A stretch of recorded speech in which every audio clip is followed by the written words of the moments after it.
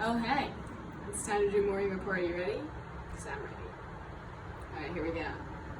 Room 302 is an 87-year-old female, full code, admitted on September 23rd with a history of right femoral neck fracture after a fall at the grocery store trying to reach for bread. She couldn't squat down far enough and just took a tumble.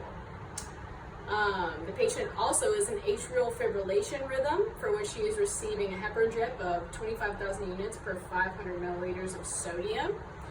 She did not have a history of atrial fibrillation. This happened upon admission. Despite this, her heart rate and blood pressure are at normal values. She has no known allergies and on fall precautions because of her orthopedic status. She is ANO ×4 and obedient to commands and generally polite and compliant with all medications. She's on a full liquid diet and on bed rest because of her post-surgical position. She usually uses a bedpan, but she has been voiding a lot, so she might be indicated for a Foley during this shift because she's only voided 200 cc's of urine since the start of my shift tonight. Her vital signs are 97 temperature, 87 heart rate, 109/60 for blood pressure, 76 for MAP, and 98% O2.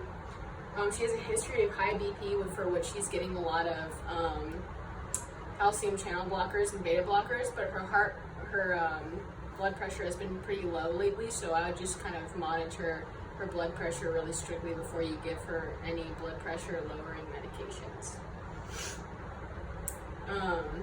She has a left-sided 23 gauge intracubital IV. The site looked okay. There's no erythema or infiltration noted by the end of my shift. I took off her lidocaine patch last night, so she's due for another this morning. But she's had no real complaints of pain during the nighttime. She said she just has a problem with it during PT, and she has PRN Tylenol to go for that. Her red blood cells are 325 and platelets are 94, but other than that, her labs are normal.